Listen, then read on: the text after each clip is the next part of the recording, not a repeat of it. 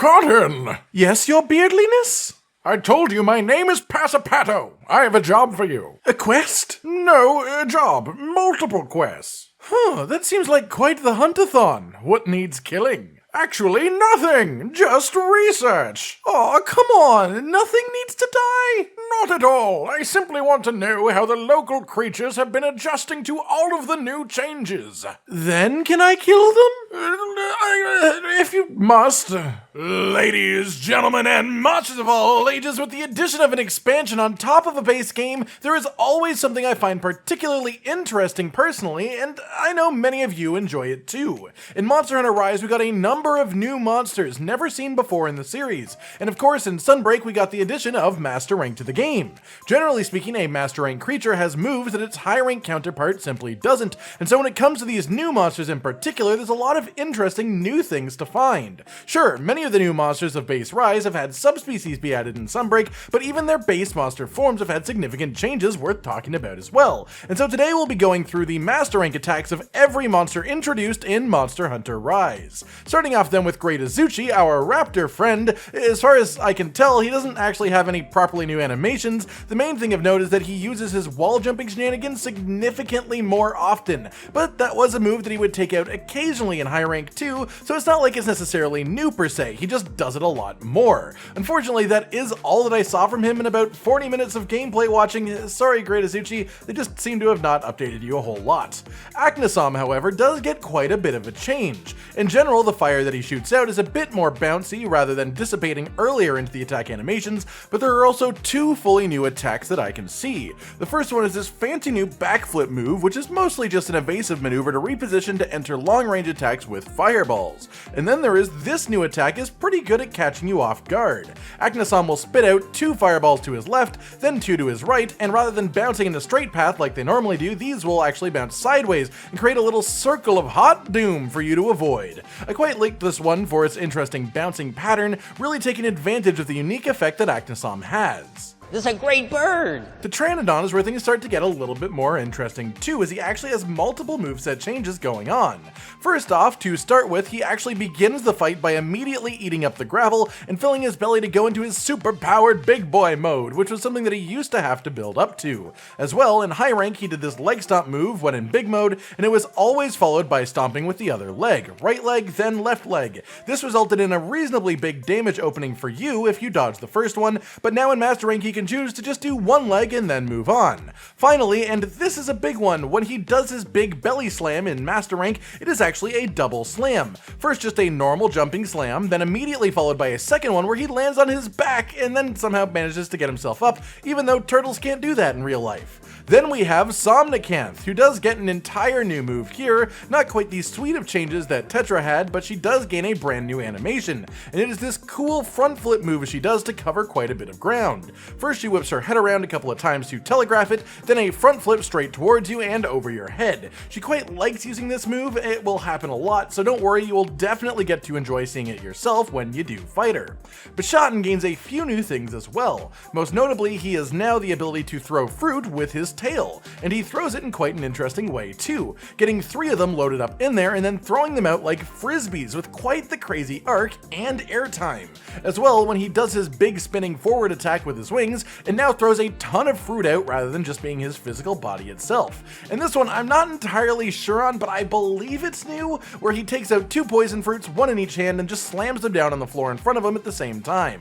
Magnamalo is one that got a significant amount of changes, partially in that many of his attacks just have more explosions as a whole now, but also a number of more specific things going on too. First up, and the most common throughout the fight, his big gas move where he throws out a cloud around him, goes up on 2 legs, and then slams down to explode it all, now has 2 explosion timings rather than just the 1. In high rank, this attack was just free damage if you were up close enough to his face, but now the first explosion happens up close and personal and makes it more dangerous as a whole, so you sort of just have have to dodge it carefully. He also gains a few new combos, including the ability to do a forward pounce, fire off balls of hellfire while he is standing up from that, and then immediately follow into another pounce right back at you. And then finally, the one most likely to kill you, but also least likely to happen often, like it literally took me 45 minutes of hunting him to convince him to actually do it, is the double tail beam. This thing is absolutely nasty, and if you wirefall, it will kill you without a doubt. But even without the wirefall, Master Rank Magnamalo's damage is incredibly high, and so even one tail zap has the chance to kill you, and he does it twice.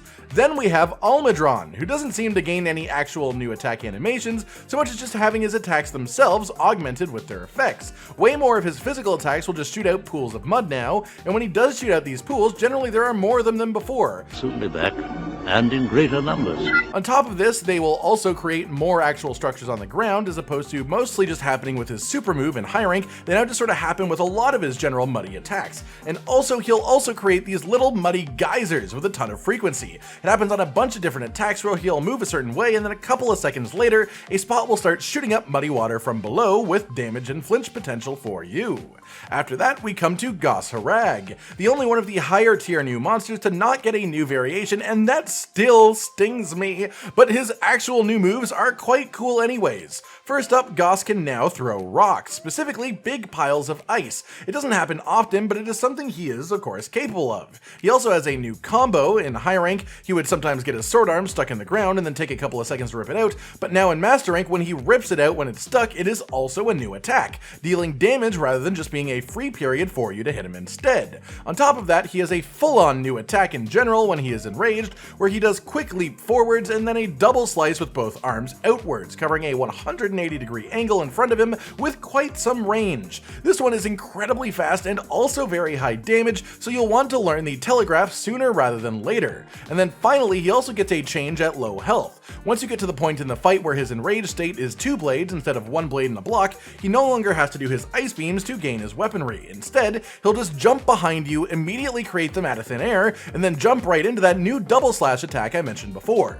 This combo can be really good at catching you off guard, as you won't even know that he has the ice blades until he started this animation, so just be aware that if he enrages, you probably want to back up. Rakna-Kadaki then has some interesting stuff going on too. Not quite as significant as Goss's changes, but they augment the fight in interesting ways anyways. First up, she has the new quickfire fire beam that comes out twice in a row, swapping its aim to track the player both times. She had fire beams before, but they were much longer and with much more buildup. This one's actually likely to take you off guard. On top of that, she can also now use this fire beam while in motion, sending out one of her babies to the side, firing the beam off straight down, and then just being dragged along the floor while firing it for a really cool looking attack.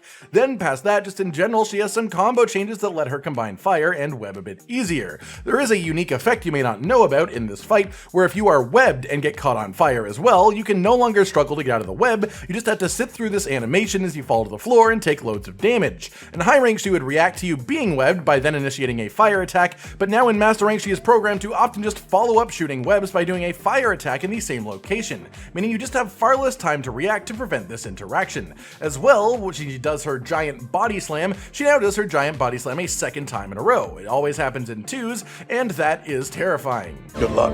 After that, we are coming to Rise monsters that you reach after the story of Sunbreak, so keep that in mind if you are wary of spoilers. And first up is going to be Ibushi. He doesn't seem to have a massive amount of change, but he does gain one big new move that he really loves doing. He just spams this thing out like no tomorrow when he powers up with Dragon, swooshes forwards, continues the momentum into a beautiful glide to end by just slamming his entire body down and trying to trap you. It may not be the most graceful ending, but hey, it gets the job done, I guess. After that comes Allmother Narwa, and her 4 most notable changes are this new tail move, where you'll see it charge up with lightning, then get shoved down into the ground, and release a line of explosions from around the tail and also in front of it. Honestly, this move is sort of just a free damage period for the hunter. It's one of her least deadly moves in her arsenal, and it just gives you a massive opening to attack her arms, or her head, or even her tail if you wait for the initial explosion.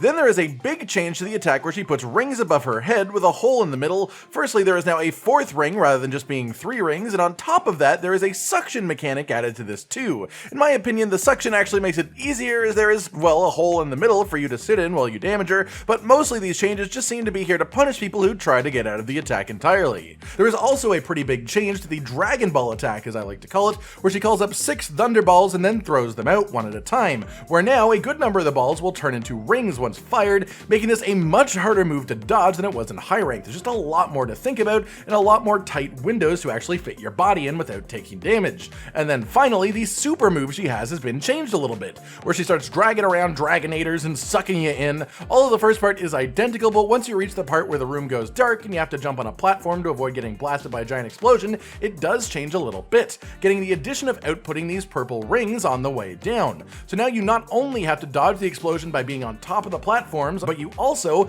have to dodge the rings that will intersect with the platforms afterwards. And then finally we reach Crimson Glow Valstrax. Honestly, in high rank this monster didn't really feel like much of a variant. He felt like we got Valstrax but with a couple of new moves, which was nice, but in Master Rank they've changed up his moveset so that he feels like a totally new creature. The main thing they did was just make him hover a ton more for the majority of his attacks. In fact, he's probably in the air more often now than he is on the ground, throwing out his wing arms from the sky, charging up these extra powerful slams, firing down more explosives than before. It all just makes him really hard to keep track of and actually consistently damage his body parts. The big individual animation change that he has though is specifically his laser beam.